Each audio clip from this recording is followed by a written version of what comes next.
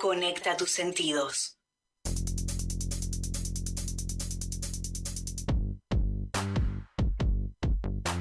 Sin Soncera.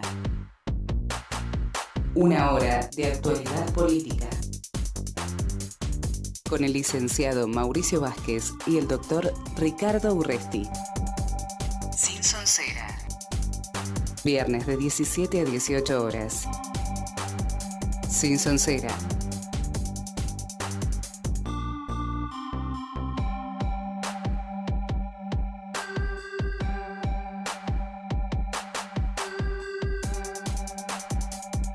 ¿Cómo le va, Lucas? Tiene un poquito de calor. Y bueno, ¿qué pretendía? ¿Que haga frío? Ve que su generación es una generación quejosa. De aire acondicionado y sacarina. ¿Y usted? También se va a quejar de calor, porque es la generación que viene después de la de él. Y yo prefiero el frío, siempre preferí el frío. Ve cómo son como los autos, vienen cada vez peor. ¿Cómo andan, muchachos? ¿Bien? Todo bien, Mauricio. Hoy tenemos a Brian Fragmowicz. No está el querido amigo Ricardo Urresti, que ya sabemos que él es así, está como en espíritu. Y en los controles siempre el amigo Lucas haciendo su magia. ¿Cómo ve la situación en el país, Brian? Usted que se define como un escéptico. No, yo la veo muy complicada.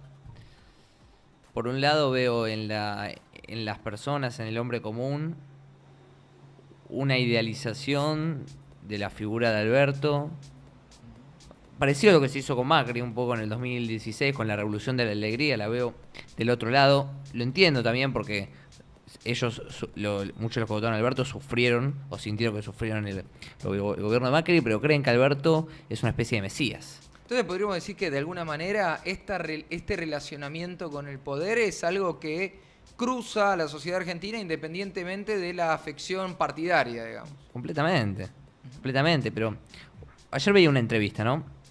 Que le estaban haciendo a Alberto Fernández. Y repite el mismo discurso decadente de estos últimos 80 años. ¿Cómo sería eso? A ver. Bueno, habla de nuevo de darle la rosca al consumo.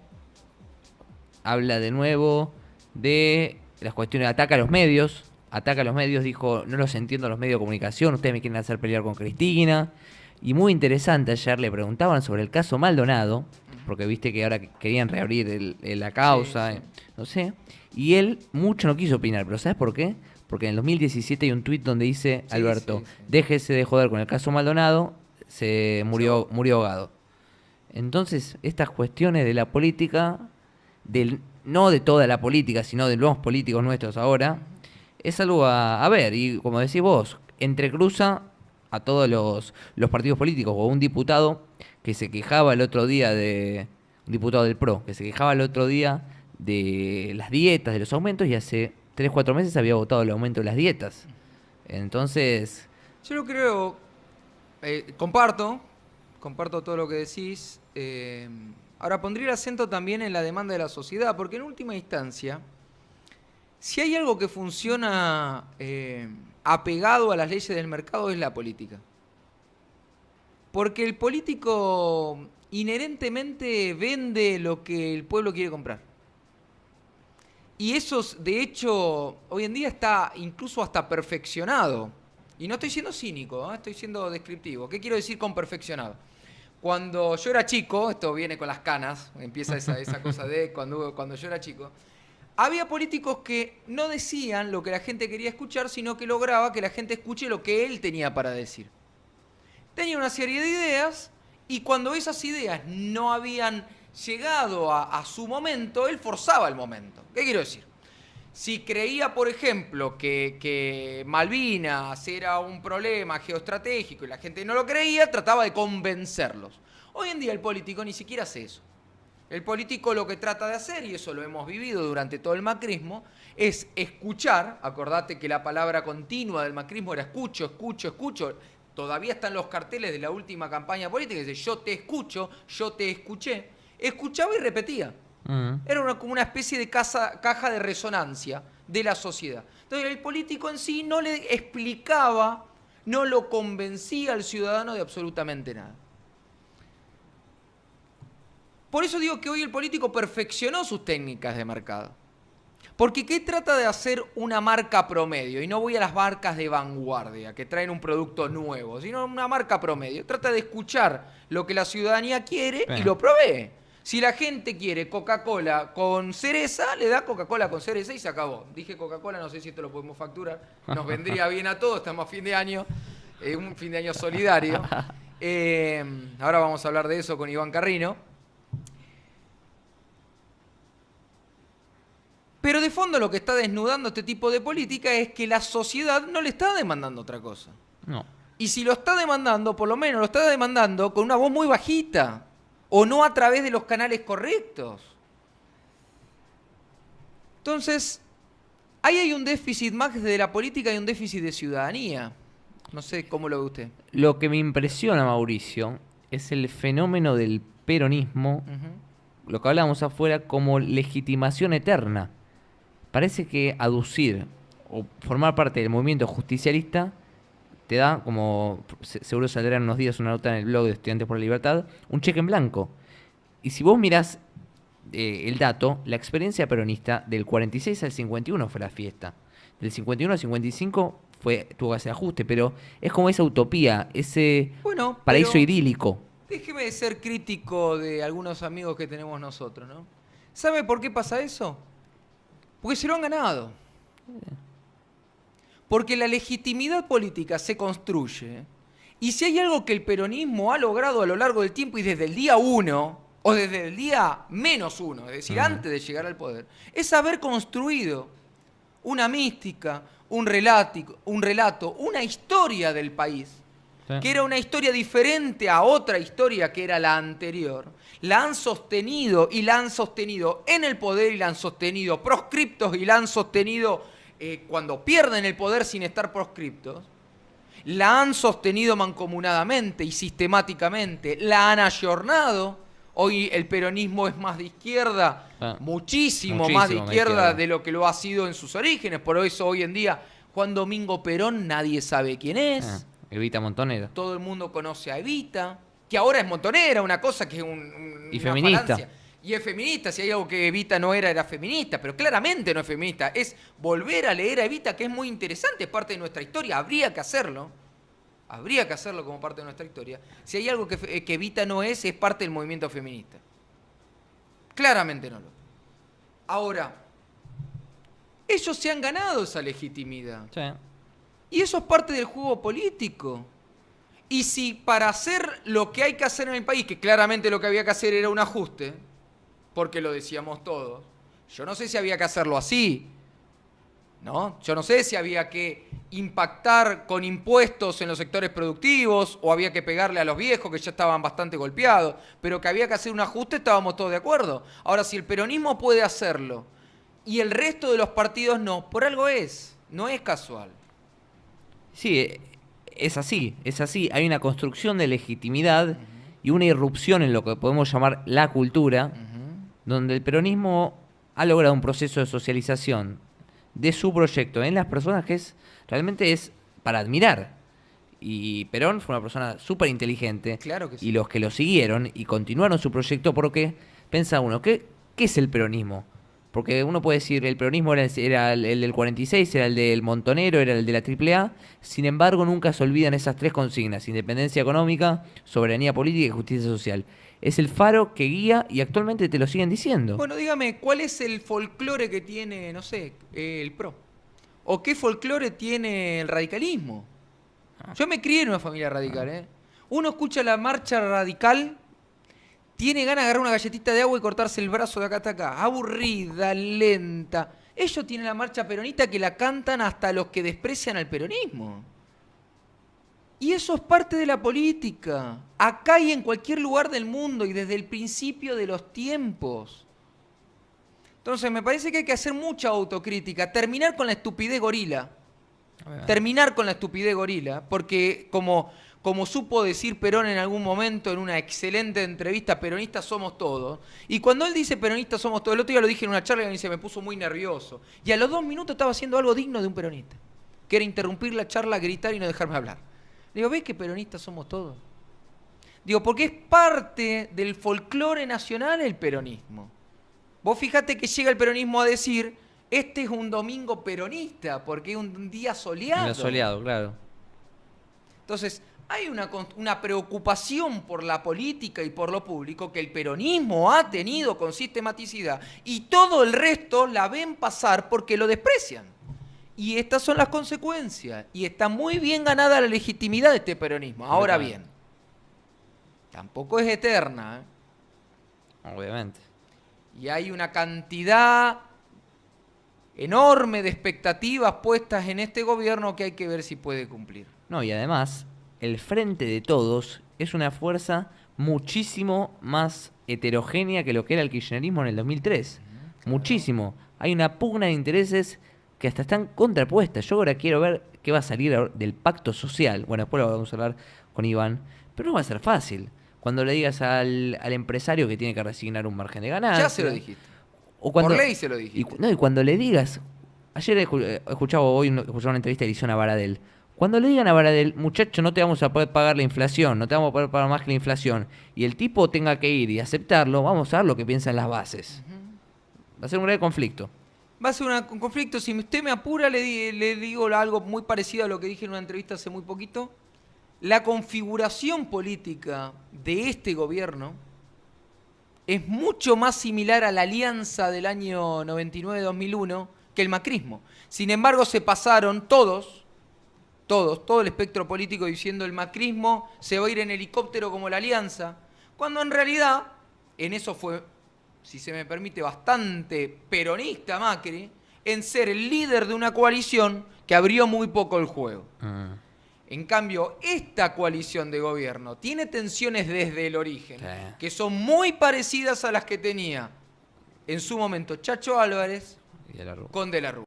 Entonces hay que ver cómo el sistema político logra absorber, porque fíjese una cosa más anecdótica. Los vicepresidentes en Argentina han sido siempre figuras decorativas. Desde Alejandro Gómez, aquel que le renunció a Frondizi, la primera renuncia que venía del comunismo. Alejandro Gómez venía de la militancia comunista.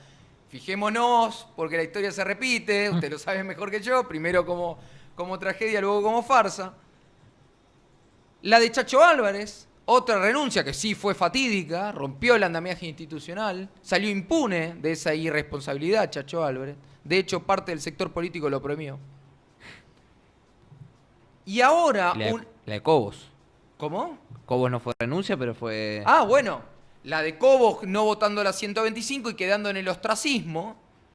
Y ahora... Cuando la legitimidad de los votos no le alcanzaban a Cristina para ser presidente, claramente, pero los votos tampoco podemos decir que sean de Alberto todos los demás. No son de Alberto. Entonces, ¿qué sucede ahí? Porque el peronismo, si hay algo que tiene adentro, es una capacidad enorme de oler de quién son los votos. En eso son geniales, los mejores. ¿Y de quién son los votos? Entonces, de aquel que son los votos es el poder. Y todo se encolumna detrás de eso, y es una praxis política muy útil del peronismo. Ahora, la pregunta es de quién son los votos. Y de quién son los votos cuando las vacas están gordas, no es la misma respuesta de quién son los votos cuando las vacas están flacas. Entonces, creo que Argentina hoy está viviendo, y de esto es culpa de todos, esto no es que sea Alberto, Cristina, el peronismo, esto es culpa de toda la clase política que hemos conocido hasta acá, por lo menos del 83 en adelante, ni hablar.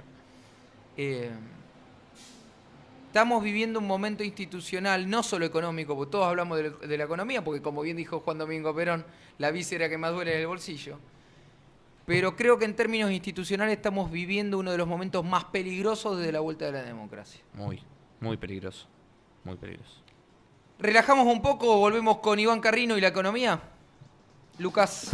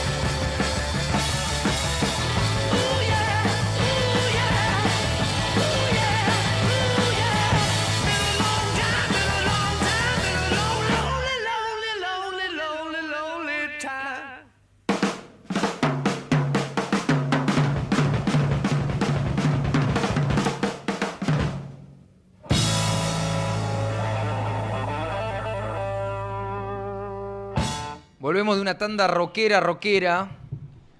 Y tenemos en línea a Iván Carrino, una de las mentes más lúcidas de la economía nacional, que nos va a acompañar un poco a entender qué es esto de la economía solidaria, que nos está costando un poco acá con Brian. Y también preguntarte puntualmente por qué crees que Alberto puede hacer un ajuste de este tipo y las otras fuerzas políticas no. Sí, bueno, ¿cómo andas, Mauricio? ¿Cómo andan todos por ahí? Brian, Mauricio. Bueno, la segunda pregunta es para vos, ¿no? Es más para politólogos, porque ustedes entienden cómo funciona el peronismo. Vos viste que hay miles de libros escritos sobre qué es el peronismo, nadie lo entiende, lo vienen a estudiar de afuera. Macri el año pasado, o sea, en diciembre de 2017 en realidad, hace más de un año, bueno, aprobó en el Congreso un plan, una fórmula de actualización de las jubilaciones que implicaba, no sé, mayor previsibilidad, si querés, pero obviamente que era un ajuste que al jubilado en el corto plazo no le convenía. Pero bueno, no implicaba una reducción en términos reales de las jubilaciones, sino una suba menor, por decirlo de alguna forma correcta, ¿no? Y si bien el Congreso lo aprobó, es decir, que las fuerzas de la democracia lo aprobaron, el caos, entre comillas, el caos social fue grande, ¿no? Y muy entre comillas, o sea, los partidos violentos de izquierda, sindicatos y la opinión pública en general fue violenta contra Macri, cómo se va a meter con los jubilados y qué sé yo. Bueno, Alberto Fernández dio 2 bonos a quienes reciben la jubilación mínima, pero la fórmula de actualización quedó congelada. Y nadie hace nada, digamos, ¿no? O sea, cero violencia, no voló una canica. Ahora, independientemente de lo injusto a priori y de este doble estándar del que se habla hoy en día en la prensa, ¿crees que el ajuste es correcto? Porque lo que decíamos al comienzo de esta conversación es, antes de que llegue Alberto, todos pedíamos ajuste. Ahora que lo está haciendo, ¿es un ajuste correcto? ¿Se podía hacer de otra manera? ¿Cómo lo ves vos? Mira, entre chavizar la economía, es decir, seguir en la tesitura de que el déficit fiscal no es importante, siempre reactiva la economía, que hay que emitir y que el problema son los empresarios y hay que controlar los precios, bueno, esa es la locura extrema y te lleva al desastre total. Frente a eso, el gobierno dice, no, el déficit fiscal es importante, hay que ir al equilibrio. Eso es rescatable, eso hay que rescatarlo. Lo que pasa es que estás haciendo un ajuste por el lado de los impuestos en un país que necesita crecer, que necesita inversión, que necesita ahorro. Digamos, la reforma tributaria de Macri fue tibia, pero iba en la buena dirección, digamos, apuntaba a bajar impuestos a las empresas, a reducir aportes patronales, es decir, los impuestos que pagan las empresas para contratar gente, o sea que en algún punto el espíritu era estimular la inversión y el empleo, ¿no? Esto quedó todo frenado. Que es un poco lo que está haciendo Brasil. Claro, a menor medida, obviamente, porque por eso decimos fue tibia, pero bueno, en el rumbo correcto. Fernández dice, bueno, el déficit fiscal es importante, no vamos a la locura, pero le cargamos bienes personales, subimos retenciones, después quieren exportar, ¿no? O sea que si un exportador de soja vende $100 y quiere ahorrar en el mercado legal, se termina quedando entre cepo y retenciones con $50 en la mano, ¿no? Porque vende a 58, paga el 35 y compra $80. Eso no fomenta la exportación. Entonces está bien que haya conciencia por primera vez en la historia de que el orden fiscal es necesario. Lo discutible es que se haga por el lado de los impuestos. Ahora, Iván, ¿no? ayer el presidente estaba en una entrevista y afirmaba que en realidad no se iba a castigar a la clase media porque, por ejemplo, el dinero que se iba a disponer en una ciudad como Concordia al consumo iba a beneficiar a los comerciantes, a toda la región, esos eran de sectores medios, entonces él decía que en el shock de consumo iba a alentar a las empresas a invertir. Una visión keynesiana, pero ¿qué pensás de...? ¿Crees que un poco keynesiano? ¿Le ves viabilidad? Yo creo que vas a tener un impacto de veranito de consumo de corto plazo, ¿no? Sí, eso puede ocurrir. O sea, digamos, si mañana a todas las, mirá, voy a ponerlo muy extremo, a todas las empresas, a todos los dueños de empresas se les expropia la empresa y todo el dinero que tienen en la caja se lo distribuye a los trabajadores, ¿no? Bueno, obviamente, el trabajador con la de plata esa puede salir a consumir y va a tener un boom de consumo y todo lo producido se va a consumir. Se te van a agotar las existencias, vas a vender todo el stock y en las ventas minoristas de los super van a crecer como nunca, los shopping van a crecer como nunca. Y en el momento 2, ¿qué pasó? No hay más producción. Entonces, digamos, esto es a favor del consumo pero en contra de la producción. Y la verdad es que no se puede consumir lo que no se produce.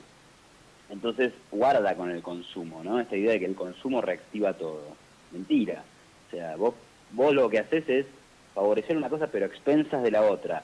Ese es el plan redistribucionista. ¿Y ves la posibilidad de que, llegados a ese punto, como ha pasado en otros lugares de la región, se empiece a hablar de que los empresarios no son patriotas y por tanto se pueda recurrir al instrumento, por ejemplo, de la expropiación? No sé, por ahora no lo veo. A ver, el hecho de que haya leyes de emergencia ya me genera preocupación, ¿no? O sea, el argumento de Hayek en algún punto era ese, o sea, hay una especie de fascinación de la gente por la economía de la guerra. Cuando estás en guerra, estás en emergencia, el gobierno planifica y es todo un éxito, por lo menos en los países que ganaron la guerra, ¿no? Entonces después aparece como una especie de nostalgia de los tiempos de guerra, de cuán bien el gobierno comandaba todo y no se molestaba con eso de debatir en el Congreso, que genera mucho tiempo, y vas hacia un autoritarismo. Por ahora, bueno, hay algunas semillas sembradas, pero bueno, la pendiente resbaladiza no necesariamente es así. Entonces, bueno, habrá que ver. La verdad es que, a ver, en una economía que no crece hace 10 años, tampoco es razonable ir a expropiar empresas. O sea, no es la salida. Me parece que Alberto Fernández, después de todo, algo de inteligencia tiene, lo mismo su ministro de Economía. Entonces, me parece que van a buscar esta reactivación de corto plazo y después verán, ¿no? Después verán qué hacen. Pero reformas de fondo no parece haber. Entonces, Ahora, no sé. si el ajuste no debió hacerse vía impuestos, es decir, no afectando a los sectores productivos como vos decís, ¿dónde debió hacerse el ajuste para vos? Bueno, ahí es interesante, porque en algún punto los economistas ortodoxos, liberales, pro mercado, ponele, ¿no? Vamos a etiquetar de alguna forma, también se hablaba mucho del tema jubilatorio. O sea, evidentemente el sistema jubilatorio, primero, es el que más explica el aumento del gasto público. O sea, de 20 puntos que aumentó el gasto público entre el año 2002 y el 2016, 5 están explicados por los subsidios energéticos, que eso es algo que Macri atacó, ¿sí? Y otros 5 están explicados por aumento de gasto en jubilaciones. O sea, la mitad del aumento del gasto, que ha sido el origen de nuestra crisis fiscal, es subsidios y jubilaciones. Y el gasto público nacional, 60% está explicado por las jubilaciones. Entonces, si vos querés atacar a algún lado, bueno, alguna reforma jubilatoria tenés que hacer. ¿Seguir bajando subsidios? Sí, seguir bajando subsidios.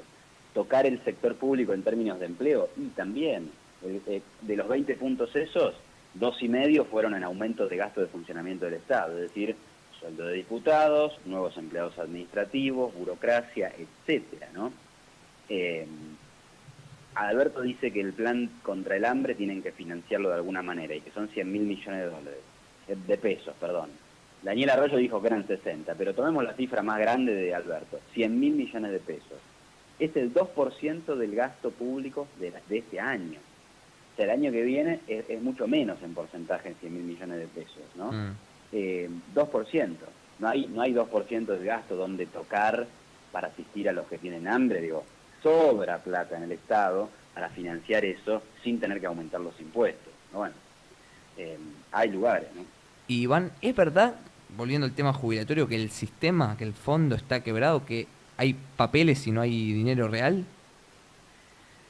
La idea de que está quebrado es porque en realidad, o sea, a ver, cómo funciona el esquema, entre comillas, solidario, ¿no? El sistema de reparto. No es que el jubilado tiene plata en una cuenta que se estuvo capitalizando, etcétera, que le generó un fondo mediante el cual él puede vivir retirando dinero por mes hasta el fin de sus días. No.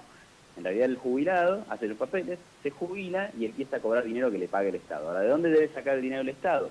Supuestamente de toda la gente que paga aportes personales cuando trabaja en blanco.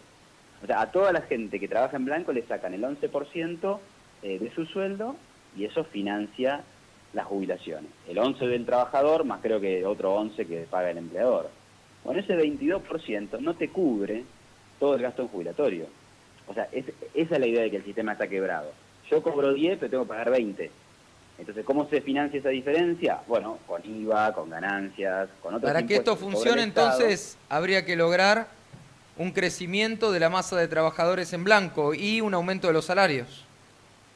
Obviamente, ambas dos cuestiones te ayudarían a mejorar esta situación de quiebra técnica que tiene el esquema. O mayor trabajo en blanco, o mejores salarios, cosa que mejora solo con la productividad, o directamente cambiar el sistema, ¿no? O lo que algunos dicen, bueno, subir la edad jubilatoria, entonces tenés menos gente para gastar. Bueno, son miles de alternativas, ¿no? Sí, lo que está haciendo Macron ahora en Francia. Exactamente, Macron en Francia, y está teniendo sus tremendos problemas, ¿no? Ahora, en última instancia, se terminó cumpliendo algo que se decía en la campaña. Se hablaba del plan Portugal, la salida a la portuguesa, y decíamos que la salida a la portuguesa implicaba un tremendo ajuste que ellos venía, digamos, el sector de Alberto Fernández venía ocultando. Es decir, hay una salida a la portuguesa. O sea, el primer ajuste del primer gobierno lo hizo Macri y el segundo ajuste lo hace alguien con más legitimidad que es Alberto. ¿O cómo lo ves, Iván? Sí, es así. A ver, digamos, Macri hizo gran parte del trabajo sucio también, ¿eh? O sea, el déficit primario, cuando Macri asumió, eran 20.000 millones de dólares. Hoy son 3. O sea, el esfuerzo fiscal, entre comillas, el esfuerzo fiscal que hay que hacer es mucho menor hoy que el que había que hacer en 2015, ¿no? El dólar estaba en 9, ahora está en 60, y bueno, en términos reales subió mucho también, tenés espacio para cobrar retenciones. Entre comillas, de vuelta, ¿no? O sea, gran parte de los países del mundo no tienen retenciones. Pero bueno, y de vuelta, y yendo a lo que decís de Portugal, sí, obvio. ¿Y por qué están subiendo los bonos? ¿Por qué están subiendo las acciones? Porque el mercado percibe que hay un ajuste. La diferencia es cómo lo haces. ¿Lo haces por el lado del gasto? ¿Lo haces en una combinación de gasto e impuestos? ¿O lo haces todo con impuestos? Bueno, acá es todo con impuestos. Todo con impuestos.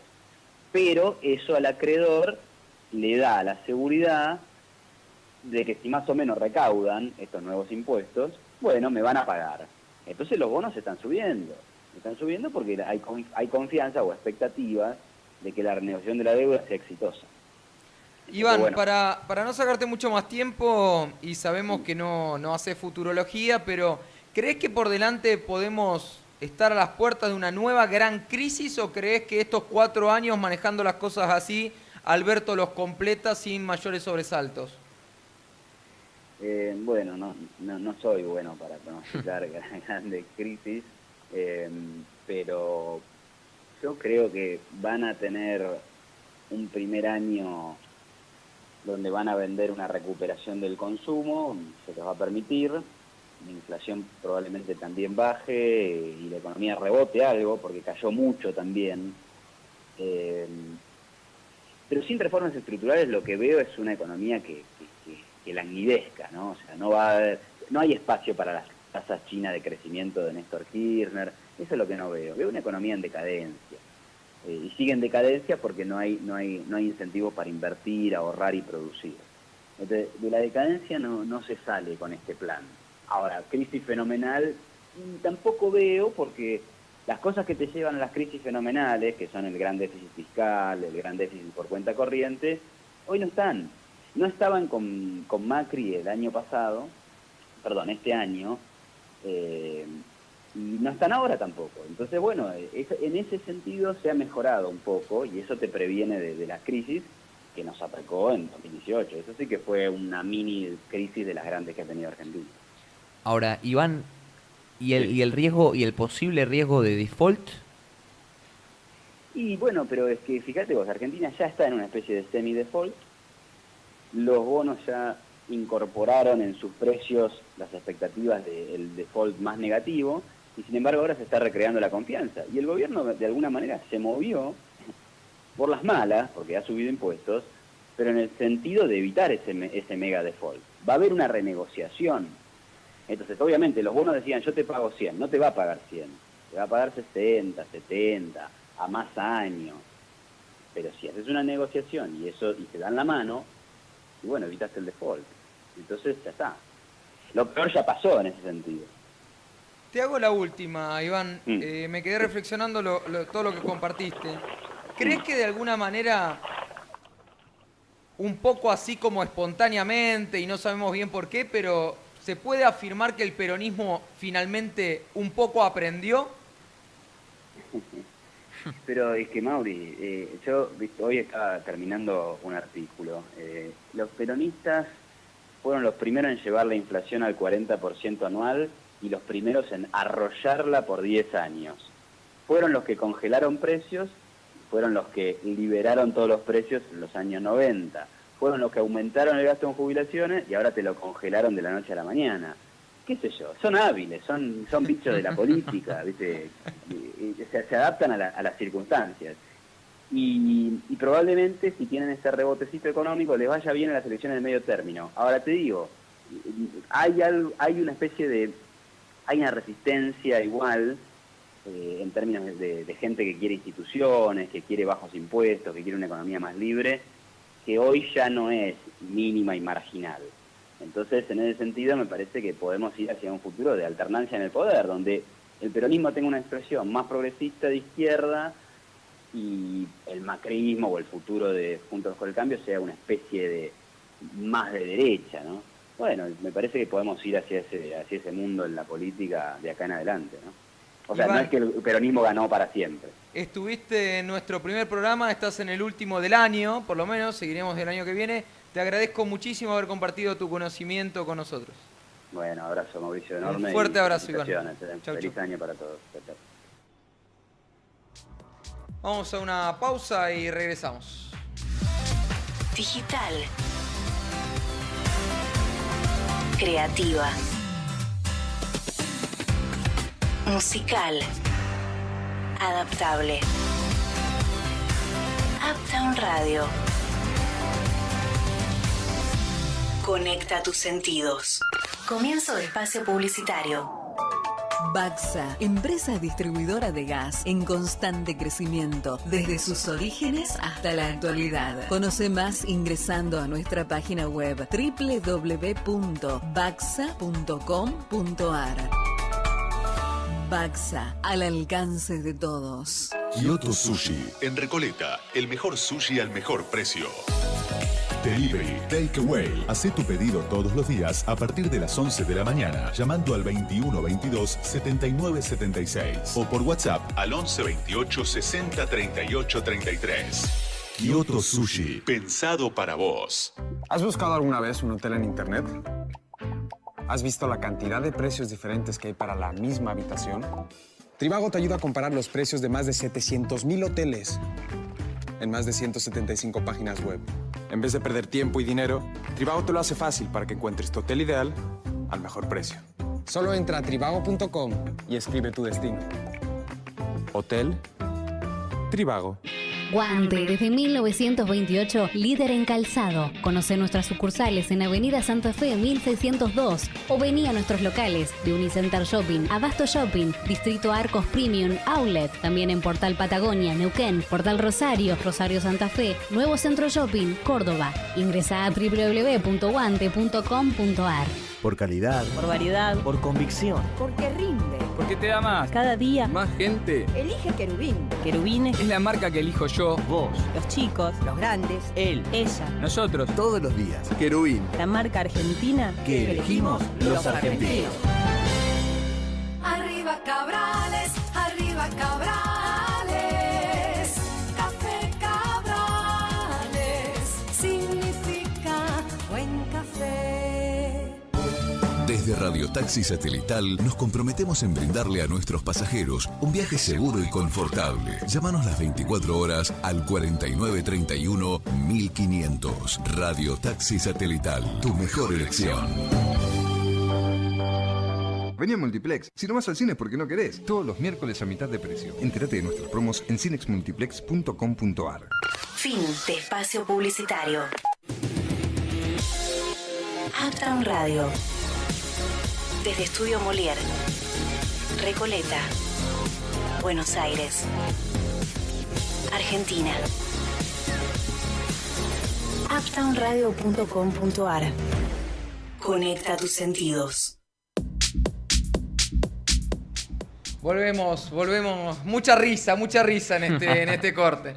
Tenemos al aire a la doctora Constanza Massina, politóloga, experta en políticas públicas, en análisis institucional. ¿Cómo estás, Constanza? ¿Qué tal, Mauricio? ¿Cómo estás esta tarde? Un gusto saludarte. Y acá estamos bien porque tenemos aire acondicionado. Qué suerte, hace mucho calor en la ciudad particularmente, parece un sauna. ¿Podríamos ya cambiar la frase esta de lo que mata es la humedad por lo que mata es la inflación? Sí, seguramente. Pero bueno, vos viste que los argentinos estamos acostumbrados a vivir, bueno, los que somos un poco más grandes, ¿no? Estamos acostumbrados a esto, así que... ¿A la humedad decís vos? No, a la inflación y a las crisis. Bueno, decíamos al comienzo del programa, Constanza, que el peronismo está encarando un proceso de ajuste. De hecho, el presidente ya a viva voz en las últimas notas que dio en las últimas horas, habla de ajuste.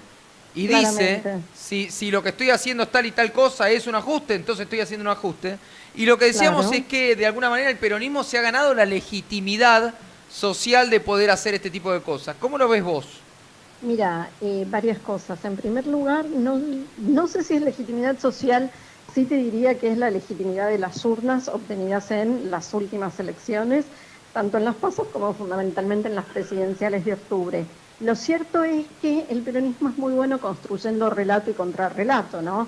Entonces, si este brutal ajuste o esto que le están haciendo a los jubilados, lo que hicieron hoy con la ANSES, lo hubiera hecho el gobierno de Mauricio Macri, era un vendepatria, era un gorila, era un traidor. Desde el lado de ellos lo llamaron solidaridad. Es decir, vos fíjate que hay como un trastocamiento del significado de las palabras, ¿no? Entonces, bueno, eso es justamente la construcción de un relato. Y en relación a la legitimidad, yo te diría que simplemente el peronismo tiene muy aceitado lo que es la relación con sus bases. Entonces, cuando necesita sacar a sus bases a la calle frente a otros gobiernos nacionales o provinciales, lo hace. Y cuando necesita que las bases se queden adentro de casa y no jodan, si me permitís esta expresión a esta hora de la tarde y con este castor, se quedan. Entonces, vos fíjate que en otra instancia, por el tema de los jubilados, vos tendrías que tener desde el FIT a la corriente clasista y combativa, Grabois en la calle en la 9 de julio, y no los tuvimos. Ahora, eso, yo un poco lo que decía al principio es, en vez de ponerse en víctima las otras fuerzas políticas, lo que tendrían que poner es las barbas en remojo. Porque en última instancia la construcción de relatos es parte de la política, o estoy equivocado. No, yo estoy ahí 100% de acuerdo con vos. Lo que pasa es que también tenés una variable interviniente, Mauricio, que es el tema de la educación. Es decir, vos para resignificar en las palabras o para darle contenido a las palabras y a los relatos, primero necesitas, educación, es decir, necesitas discernir. Y el problema de las otras fuerzas políticas es que no construyen relatos justamente para la gente, para el pueblo, digamos. Entonces lo construimos en un tono, con un lenguaje, un vocabulario que es ajeno a la cotidianeidad de gran parte de los argentinos. No sé si me explico. Constanza, ¿no crees también que uno siempre ve cómo en el peronismo se retrotrae a un mito fundacional, un paraíso originario, que es la experiencia del primer peronismo, el 17 de octubre? Con el kirchnerismo se hizo eso con el 2003, cuando se bajaron los cuadros, esa especie de mito fundacional el 25 de mayo de 2003. Dos preguntas. Primero, ¿por qué crees que en el peronismo se da tanto este factor del paraíso originario, el mito fundacional? ¿Y por qué crees que las otras fuerzas políticas no tienen esta mística, este hecho fundacional que dice acá nos encarnamos como fuerza política? Porque el 10 de diciembre de 2015 no lo fue. Realmente no lo fue un mito fundacional. Mira, no te escuché demasiado bien porque cuando vos me hablabas había como un eco raro. Creo que preguntaste por el mito fundacional del peronismo y este paraíso originario. Sí. Eso creo que daría para otra charla, porque para mí en todas estas expresiones de fuerzas políticas al estilo del peronismo hay una fuerte raigambre, vamos a llamarlo así, de mitología católico-cristiana.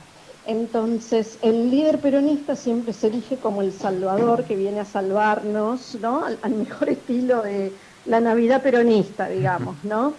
Entonces, me parece que ese es un capítulo que necesitamos analizarlo, ¿no? Todo lo que es esto de los, vamos a llamarlo así también, y espero que no me estén escuchando algunos amigos de ustedes, relatos cristianos como el buen hermano, ¿se acuerdan? El que uno era bueno, el padre divide las cosas. La parábola del relato del hermano pródigo. Sí, gracias, ¿ves cómo sabes? Eso, o sea, eso es terrible. En verdad te vas de joda, reventás la guita, volvés y está todo bien. Ay, sí, hijito, vení, qué divino que sos. O sea, listo, mataste la responsabilidad, mataste el esfuerzo. La otra, la parábola de la multiplicación de los panes, los vinos, no me acuerdo cómo se llama. Sí, del pan. Lo mismo, vivís esperando, de pronto mágicamente se multiplica todo. Y bueno, pero la realidad no es así. Y el peronismo tiene mucho de mágico en esto, ¿no? Esto de perdonemos, ¿no? Como ahora el relato, ¿no? De esta es otra Cristina, la hija pródiga que... Pero déjame volver un segundo en esto, ¿no? Porque, Dale. A ver, esos mitos fundacionales, como bien vos decís, están en la sociedad y el peronismo los toma y los usa políticamente. Sí. Una especie de maquiavelismo discursivo. Ahora, se va el peronismo... Sí, yo diría simplemente, espera, Mauri, yo diría religión secularizada, punto. Bien. Ahora, el peronismo se va del poder en el año 2015. Sí, nadie logra construir un relato. Pierden 3 jurisdicciones. Sí. En términos, y voy a usar la cotidianidad que vos te permitiste y me parece perfecto, digo, se comieron una piña tremenda, pierden la ciudad de Buenos Aires, la provincia de Buenos Aires y la nación. ¿Qué le impedía al gobierno anterior usar todos esos mitos que ya están instalados en la sociedad, que los recoges vos, los recogió recién Brian, y hacer alguna especie de relato a su manera? Claro, yo creo que es una cuestión de habilidad política simplemente, Mauricio. Entonces no son víctimas, a eso voy, digo, no son víctimas. Fueron tremendamente, ¿cómo decirlo? Tontos. ¿Los anteriores? Claro. Sí, yo creo que simplemente falta de conocimiento de la realidad política. Entonces, en ese conocimiento de la realidad, de la cotidianeidad de la política, de esto que vos solés llamar el barro de la política, necesitas la construcción de esto, ¿no? El ajuste disfrazado de solidaridad, ¿no? ¿Cómo Sin disfrazado? eso, ¿Cómo disfrazado? ¿No es solidario esto? bueno, Mauricio, por favor. Creo que ya te debes haber despachado sobre este tema antes de esta charla. No, si yo nunca digo nada, no. No, claro. Entonces me parece que sí, que claramente, a ver, yo creo que el gobierno anterior, entre todas las cosas que falló, no falló por el lado de la economía, falló por el lado de la política y por el lado de la comunicación política. Ahí me parece que tienen muchísimo que aprender. O sea, el gobierno anterior comunicó mal siempre, ¿no? Lo que hacía mal lo comunicaba mal y lo que hacía bien también lo comunicó mal. Sí. Te saco un poquito del tema discursivo y te llevo a un Dale. terreno en donde sos, a mi entender, de las mejores del país, que es el terreno institucional, el análisis institucional. Yo decía al principio de esta charla, conversando con Brian, que si uno se pone a ver la estructura de poder, más allá de la institucional, tiene mucho más en común este gobierno de Alberto Fernández con la alianza que gobernó 99-2001 que el de Macri. A pesar de que a Macri siempre se lo amenazaba con el helicóptero de la Rúa. ¿Cómo lo ves un poquito vos? A ver, vos te estás refiriendo específicamente a la relación presidente-vicepresidente. Claro, exactamente. Sí, con una diferencia. Yo creo que en la relación de la Rúa-Chacho Álvarez era una relación de fuerzas bastante empatada. Porque si bien Chacho Álvarez le había traído votos a De la Rúa tenía la estructura del radicalismo que el Frepaso no tenía. En cambio, en esta fórmula, la que tiene los votos y la que maneja la estructura es la vicepresidenta actual.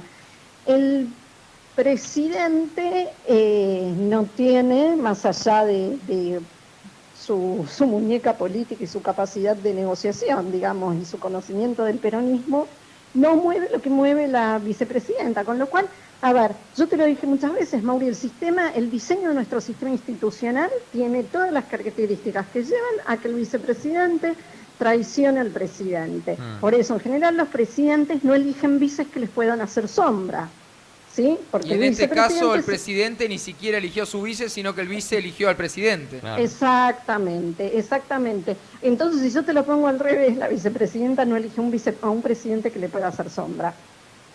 Y hay grandes rasgos, además, que se ven. Por ejemplo, yo escuchaba hace días a Sergio Berni decir: mi jefe político es Cristina Fernández, no es Alberto. Y uno observa también en los discursos que Alberto no tiene la mística que tiene Cristina cuando le habla a las bases, no la tiene. No, claramente, mira, yo en relación a eso te diría dos cosas. La primera es la composición hoy de los ministerios, quién puso a quién en cada ministerio, ¿no? O sea, cómo está esa relación de fuerzas entre uno y el otro. Y en todo caso, en relación a lo que hablábamos antes también, Mauricio, el ajuste, o el que empieza a llamar esto ajuste, es Alberto, es decir, el costo político lo paga Alberto. Ahora, Constanza, le preguntábamos a Iván... Es decir, en eso Cristina también es muy hábil, ¿no? O sea, el costo político lo va a pagar otro. Le preguntábamos a Iván si él avisoraba... Espérame. Sí, ya. Y en todo caso, si Alberto paga el costo político, digo, Alberto puede renunciar y el que asume es el vicepresidente. Es decir, esa carta la tenés siempre disponible, ¿no? Bueno, a eso iba con la pregunta. Digo, yo le decíamos a Iván si él avisoraba alguna crisis económica a futuro y él cree que esto es manejable. Ahora te pregunto a vos, ¿vos considerás que puede haber una gran crisis institucional por delante? Mira, primero, bueno, sí, claramente yo no me meto con la economía. Creo que tenés muchos amigos economistas como para hablar de si vamos o no a una crisis económica o qué tan rápido vamos a esa crisis económica.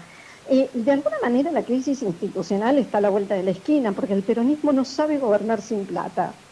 Y, a ver, hay un problema básico. El primero tiene que ver con la lucha de egos y la lucha de poder que hoy vos y yo sabemos que se están dando, no en todos los ministerios, en cualquier subdirección que es el último orejón del tarro, se están matando entre ellos para ver quién se la queda. Esto por un lado. Por otro lado es la cuestión en relación a las medidas que van a tomar para recaudar lo que quieren recaudar.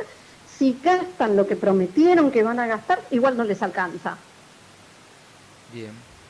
Es decir, la plata que están sacando ahora con lo de estas últimas medidas o que pretenden que van a sacar, no alcanza para pagar lo que ellos dicen que, o lo que prometieron que van a hacer. Y eso es otro problema. En la campaña de hace un mes y medio, ¿te acordás, Mauricio, que lo vimos en alguna charla que dimos juntos? Alberto prometiéndole a los jubilados, yo entre los bancos y los jubilados elijo a los jubilados, y a los jubilados los puntos suspensivos. Ahora, ¿vos creés que este costo político que claramente está pagando Alberto Fernández le abre la puerta a una vuelta de Cristina o a la habilitación de otro Kirchner? Y digo claramente, me estoy refiriendo a Máximo. De cualquiera de las dos maneras, el otro Kirchner es el nepotismo 2.0, digamos, 3.0, como vos quieras. O sea, Cristina o Máximo es lo mismo. Es decir, Máximo es un invento de sus padres, ella es un invento de Néstor. Entonces, a ver, es más de lo mismo. Ahí no veo mucha diferencia. Me parece que el punto es qué tan madura va a estar la sociedad argentina como para decir, bueno, esto es responsabilidad de quién, ¿no?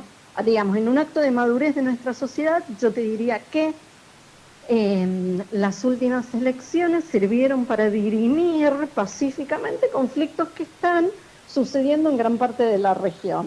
Ahora, si la clase política no empieza a tomar nota de esto, sea Alberto, sea Cristina, en cualquier momento la realidad misma los va a pasar por arriba. Te hago porque, la última digamos, pregunta. A diferencia de otros años, Mauricio, Sí. yo estoy viendo mucha movilización en redes respecto al tema del ajuste de la clase política. Sí, claro. De gente que no hace política, que la política le parece algo lejano, pero le parece como, y ya es una joda, ¿viste? O sea, yo siempre me ajusto y ustedes no se ajustan nunca. Y esto me parece que ninguno de los partidos políticos ve o analiza o trabaja el impacto que hoy tienen las redes sociales. voy con esto justamente a esta última pregunta que me la habilitás.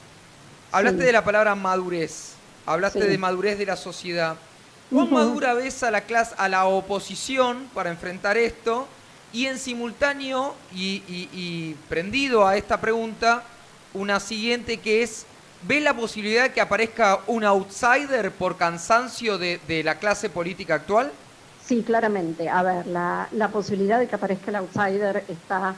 el tema es quién va a ser el outsider, digamos, quién es el que los va a correr por afuera. Me parece que esto va a ser el resultado de si la clase política no toma nota de este reclamo por parte de la sociedad. Cuando digo clase política no me refiero solamente a este gobierno, me estoy refiriendo a todos los que hoy son miembros de la Cámara de Diputados, de la Cámara de Senadores, que vos lo viste, lo sabemos, no están dispuestos a hacer ningún tipo de ajuste, parecen todos socios, digamos. Claro, tal cual. Y en ese sentido yo no veo la oposición madura tampoco, y creo que es un problema que de alguna manera nosotros lo habíamos visto en el horizonte. ¿Qué tan cohesionado y disciplinado va a estar Cambiemos una vez que estuviera fuera del gobierno? Y tenemos como dos imágenes distintas. Una, la imagen del debate por esta ley de solidaridad la semana pasada en diputados y senadores, y una imagen diferente hoy en el Senado en Provincia de Buenos Aires, cuando Juntos por el Cambio no le habilitó el quórum para sesionar la ley, digamos, de emergencia provincial. Entonces, me parece que son dos imágenes distintas que tenemos que ver cómo transcurren. Yo lo último que te dejo como reflexión, creo que también tendríamos que cambiar el momento del año en que hacemos las elecciones y digamos, el recambio de poder.